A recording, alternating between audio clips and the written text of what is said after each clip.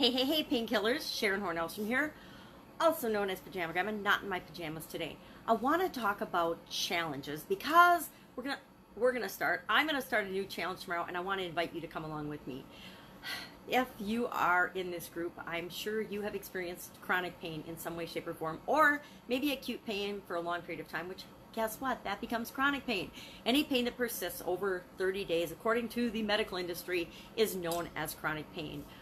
A lot of chronic pain, it's such an interesting topic. It comes from so many different sources. It is treated in the most ridiculous way on the planet, in my humble opinion. And I can tell stories on end with just my personal experiences and my family, drama and trauma as a result of chronic pain. Now, I don't know if I've shared my story here, but I've had pain and chronic pain since my 20s, especially since my 20s. I was bedridden for 3 years, had to deal with that. Got to the point with the doctors where they could not figure out what was wrong with me. I was going blind. I had arthritic and inflammation all over my body. I had my shoulders and my elbows and my wrists and my knees and my hips and my ankles all drained repeatedly from fluids that were building up. My body was a mess, but it was also impacting my eyes. And I'm now actually legally blind, but I still truck along. I still seem to keep moving forward because I can talk. I can still talk, right? I can't see. I need to use a magnifying glass for everything, but I can talk. And I can share what I've learned over the last, I'll be 60 next year, so 59 years of dealing with chronic pain, health issues, health challenges, while raising my family, building my businesses, and actually just creating a life that works for me. And that has been, of course, riddled with challenges. And early on in my 20s, I decided the doctors couldn't diagnose what was wrong with me. And they basically said, this is it. This is what you can expect from your life. Come back in, one said 3 months, one said 6 months, one said 9 months, and we'll see if anything's changed in the medical industry. We'll see if they've figured anything out or come up with any discoveries that might help you. Basically, they were saying, we've done all we can do for you given the knowledge and where science is, and so good luck to you. Take these pain drugs, take these drugs. And back then, they didn't really even have any pain drugs. They didn't use opioids. They didn't use anything for pain for the most part. I was on a very high dose of steroids, which if you've ever been on steroids, trust me, some of us respond very, very, very poorly to steroids, and I was one of those people. So I was on every anti-inflammatory drug that they had back then. I was on steroids. I was on all kinds of different treatments and things. And basically, the steroids and the treatments for the inflammation in my eyes caused me to go blind in my left eye. And then in the last couple of years, my right eye has taken the same course as my left eye. Not quite as severely, but it's following the same trajectory, which is not always great, right? And so until the lights go out, you're going to see me, and I'm going to be here going strong. And I do that by taking challenges, and instead of letting myself be a victim to them, being a victim to my pain, I have learned to use my pain as a way, and my challenges as a way of catapulting me to the result and to the thing that I want. And so now, just got back from the cardiologist last week, and he's like, okay, your blood pressure's through the roof. In 2010, I had a sudden cardiac arrest and got an Iron, my daughter calls it my Iron Man, box installed that it could pace my heart, but it doesn't need to. I don't really need pacing. I just need that emergency. Should my heart stop, it'll just jump start me. Now, my box has only gone off once, knock wood, and I'm hoping that it never goes off again. But for right now, I have to take a drug called metoprolol. And metoprolol is a beta blocker, and it does keep my blood pressure down a bit, but my blood pressure's still gone through the roof. So I've decided that starting tomorrow, for the next 90 days, I am going to do a blood pressure challenge. Every day, I am going to investigate and share and look for ways to get my blood pressure down. I've got 6 to 9 months to get my blood pressure down and maintaining it, or I'm going to have to go on another medication. Now, I don't know about you, but every time I add a different medication or a different thing to the mix of my body and my health, trust me, I've been using myself as my own science experiment for 35, 40 years now. I know it's going to have huge ramifications and a huge effect on me. And I am very motivated to not go on any blood pressure pharmaceutical medications. That I'm just going to put that right out there.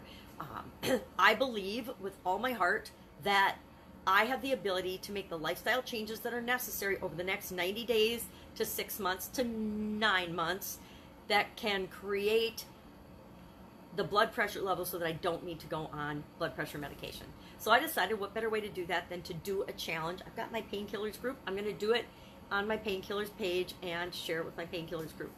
And you know, some days it's probably going to be ugly. Some days it's ugly. Some days it'll be good. Some days it'll be bad. Some days it'll be ugly. But every day I will share what I'm learning, what I'm studying, what I'm looking into, that I'm finding out about blood pressure. Now, this is not an invitation for anybody that's got any MLM or any blood pressure medicine or thing to hit me up and try to sell me something.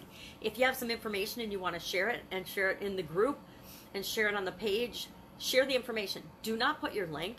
Do not put anything like that. Just share the information. Share what you have personally experienced. If you haven't personally experienced it, do not share it.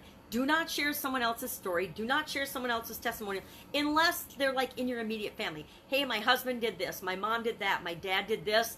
Because I don't have high blood pressure, but my dad did and almost died from it. This is what he did. ABC. Or whatever. Do that. Share those personal stories. But don't share somebody's testimonial from your MLM product that supposedly cures everything under the sun and lowers blood pressure too, perhaps, or may lower blood pressure. Please, don't need it. See, I'm already getting my blood pressure up, getting all stressed out and worked out about this.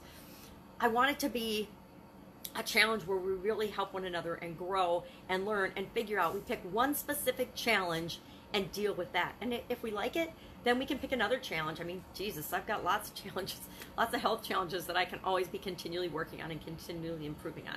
I've done lots of challenges over the years. I've done stress challenges. I've had a lot of situations that would kill most people that I've had to deal with. And during those times, I did like 30 days, 60 day, 90 day stress challenges. I've done specific business growth and goal and results type challenges. I've done, you know, customer challenges. I've done lots of challenges. I haven't done a burpee challenge. I've got, you know, arthritis and rheumatoid arthritis and inflammation. And so I'm not doing burpees. Sorry, people. And the one time I did set my box off was I was at a group health thing and a physical fitness thing for my community. And I was trying to do what they called Indian sprints. Now, I don't want to be politically incorrect, anyone, but frankly, I don't care. I will be politically incorrect. It's my party, and I'll cry if I want to, or I'll be politically incorrect if I want to. I don't see anything wrong with the word Indian. Indian sprints. It means that you're at the back of the line, the whole line's running, and then when it's your turn, somebody blows a whistle, and then you run from the back, you sprint up to the front of the line, and you're all running, and then the whistle, and then the other person does. Well, I tried to do that, which was, you know, really stupid. If you have an ICD, you probably don't run. Now, I walk every day, I exercise every day, but running hasn't been my thing since college, so I don't run. And I learned that there's a reason I don't run. It can set my box off, which isn't fun. I actually set it off twice, but I was so proud I didn't fall down. Mostly it was because I was walking down a hill, and so the hill kind of kept me balanced, so I didn't fall down, but it was embarrassing. So, starting tomorrow, blood pressure challenge. Now, I was going to start it yesterday, but I'll be perfectly honest. I cannot find my blood pressure cup. I recently moved. I've gone through about half of the boxes in the basement of my temporary home for right now while we're selling my old house and moving into another one. And I've gone through about half those boxes. I also have a storage unit, but I hope it's not in there. I would think that it was my dad's blood pressure cup, so I'm pretty sure I packed it with my personal stuff, probably from my bedroom.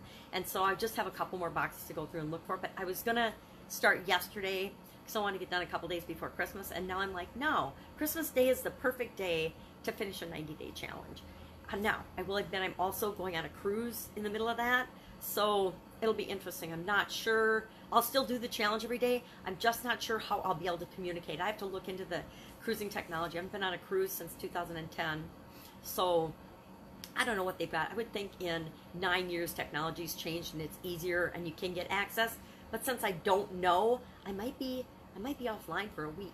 Oh my God, the world won't end. My life won't be over because I'm off of the internet and I'm off of live video for a week. Now, I'm going to be going through massive withdrawal because I've been doing live video every day for, geez, at least 607 days in a row was my video today. So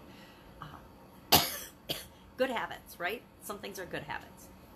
So I want to invite you to join me tomorrow, starting tomorrow, for day 1 of the blood pressure challenge. And you can go either way with it. If you need to get your blood pressure up, my mother-in-law totally needs to get her blood pressure up.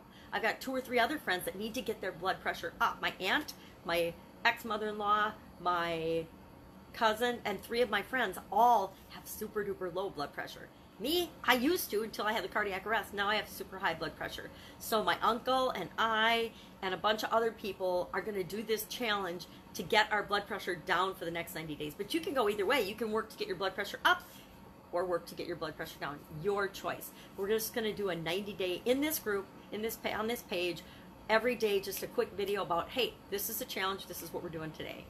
And learn together to get our blood pressure down, make our lives better. And that begins always with taking care of ourselves and with our health. Everything begins with you, right? Totally does. We can pretend it doesn't. We can live vicariously through our children. We can do whatever it is. But bottom line, if you don't take care of yourself and the shell that you're living in, you're toast. So let's challenge ourselves to improve something together. And you know, you can use the same things that we're learning for stress reduction, for weight loss, for whatever you want. But our specific goal will be to impact our blood pressure over the next 90 days. That's it. Well, make it an amazing day. I'll, of course, be with you tomorrow. Bye.